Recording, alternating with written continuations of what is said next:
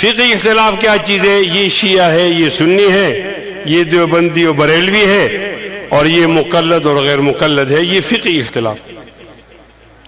اور فکر و نظر کا اختلاف یہ ہے کہ کون ہے جو اسلام کو مکمل مذہب بسم اللہ سمجھتا ہے۔ الرحمن الرحیم۔ سامعین و ناظرین، آپ نے یہ ویڈیو کلپ ملاحظہ فرمایا ہے، مجھے ہرگز بھی محترم مولانا مفتی کفایت اللہ صاحب سے یہ امید نہیں تھی کہ وہ اس طرح کے جملے ادا فرمائیں گے اور اس طرح کی سوچ اور نظریہ رکھیں گے، چونکہ جو شخص خود کسی مشن اور کاز پہ قربانی دیتا ہے تو یقیناً وہ قربانی دینے والے لوگوں کی قدر، عزت، اہمیت اور حیثیت کو سمجھتا ہے اور اس کی قربانیوں کی قدردانی کرتا ہے۔ یہ خود مختلف اوقات میں اپنے مشن کے لیے، اپنی جماعت کے لیے، اپنے کاز کے لیے جیلوں کا سامنا کرتے رہے، ہتھکڑیاں اور بیڑیاں، ظالم حکمران، یہ سب انہوں نے سامنا کیا ہے۔ اور جب ان کے ساتھ یہ ہوا تو الحمدللہ ہم سمیت تمام لوگوں نے، پوری قوم نے جو ہے ان کا ساتھ دیا اور آواز اٹھائی ہے، جو بھی اسلام پسند طبقہ تھا۔ لیکن یہ جو بات انہوں نے کی ہے، یقیناً یہ ہمارے ہزاروں کارکنان اہل سنت اور سینکڑوں قائدین اہل سنت کی قربانیوں کے ساتھ سراسر مذاق ہے، جو کہ ان سے ہم یہ توقع نہیں رکھتے تھے۔ ہمارا شیعہ کے ساتھ کوئی فقہی اختلاف نہیں، بلکہ بنیادی فکر و نظر کا اور عقائد کا اختلاف ہے۔ آپ عقیدہ بدع سے لے کر عقیدہ امامت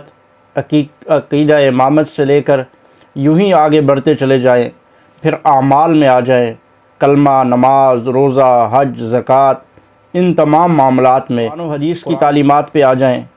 ہمارے نزدیک قرآن کریم وہ مقدس، مطہر اور تمام عیوب سے پاک کتاب ہے، جبکہ ان کے نزدیک کچھ اور عقیدہ ہے۔ میں اس ٹائم پہ وہ بیان نہیں کرنا چاہوں گا، لیکن ان کے نزدیک قرآن کریم کی کچھ اور وضاحت ہے۔ ہمارے نزدیک بخاری شریف قرآن کریم کے بعد سب سے اصح الکتب بعد کتاب اللہ بخاری ہے، اور ان کے نزدیک اصول کافی ہے۔ ہمارے نزدیک حضرت رسول اللہ صلی اللہ علیہ وسلم خلیفہ بلا فصل حضرت ابوبکر صدیق کو بنا کر گئے، جبکہ ان کے نزدیک حضرت ابوبکر غاصب ہیں، حضرت ابوبکر جابر اور ظالم ہیں، اور ہم سیدنا فاروق اعظم رضی اللہ تعالیٰ عنہ کو خلیفہ ثانی مانتے ہیں، جبکہ وہ حضرت فاروق اعظم کو قاتل اور جابر سمجھتے ہیں۔ ہم سیدنا عثمان کو خلیفہ ثالث جانتے ہیں، جبکہ وہ سیدنا عثمان رضی اللہ تعالیٰ عنہ کو ایک ظالم اور جابر سمجھتے ہیں۔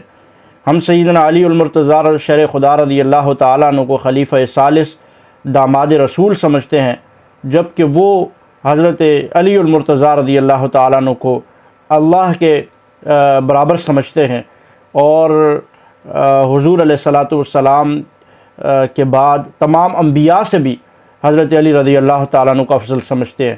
تو یہ ہمارے عقیدے کا معاملہ ہے، ہمارے مسائل، ہماری عبادات، یہ سارے کے سارے ان سے اختلافی ہیں۔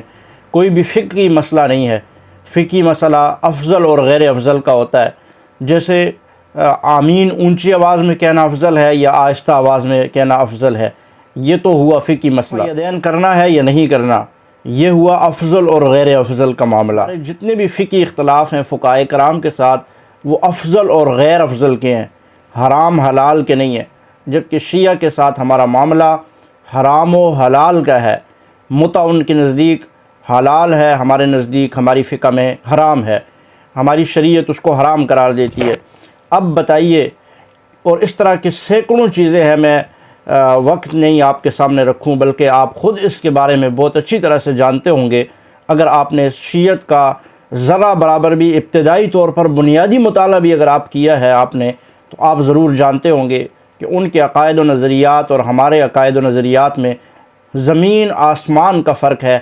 آپ ان کو فقہی اختلاف کہہ کر یوں آگے نہیں بڑھ سکتے۔ مجھے آپ سے یہ امید نہیں تھی، اور پوری سنی قوم کو آپ سے یہ امید نہیں تھی۔ بہرحال ہم یہ سمجھتے ہیں کہ ہمارے دل دکھے ہیں آپ کی ان باتوں سے، کیونکہ آپ ایک خود قربانی دینے والی شخصیت ہیں۔ آپ نے قربانیاں دی ہیں اپنے مشن اور کاز کے لیے، تو آپ اصحاب رسول کے چوکیداروں، پہرے داروں اور اس مشن اور نظریے پر پہرا دینے والوں کی قربانیوں کو کس طرح اپنے ان چند جملوں سے ان مقدس لوگوں کو، ان کے خونوں کو کس طرح نظر انداز کر سکتے ہیں۔ میں سمجھتا ہوں آپ سے سبقت لسانی ہو گئی اور بات ایک رو میں نکل گئی۔ یقیناً آپ کو اس بات سے رجوع کرنا چاہیے کہ یہ آپ نے جو کہا ہے، میں اور لوگوں سے تو یہ امید کر سکتا ہوں جس طرح انہوں نے پہلے یہ کہا آپ کے ہی جماعت کے لوگوں نے کہ وہ ہمارے مسلمان بھائی ہیں، وہ ہمارے کلمہ گو بھائی ہیں، ہم ان سے ووٹ لیتے ہیں، اور یہ ساری چیزیں مختلف آپ نے جسٹیفیکیشنیں دی، لیکن میں آپ سے یہ امید نہیں رکھتا تھا۔ آپ ایک حق گو، ایک بے باک اور جرأت مند شخصیت ہیں، اور ہم اسی کوالٹی کی وجہ سے آپ کے ساتھ پیار و محبت رکھتے ہیں، اور ہمیشہ ہم نے جہاں آپ کی بات آئی ہے، آپ پر کسی قسم کی کوئی آنچ آئی ہے، تو الحمدللہ ہم نے یہ نہیں دیکھا کہ آپ جمعیت سے تعلق رکھتے ہیں یا آپ کا کیا مشن اور کیا نظریہ ہے۔ ہم نے الحمدللہ آپ ایک جرأت مندی کی جو آپ کی اور ہماری آپس میں ایک تعلق اور رشتہ ہے، ہم نے اس کو دیکھتے ہوئے ہمیشہ کوشش کی کہ آپ کے ساتھ کھڑے ہوئے اور آپ کے لیے آواز حق بلند کی ہے۔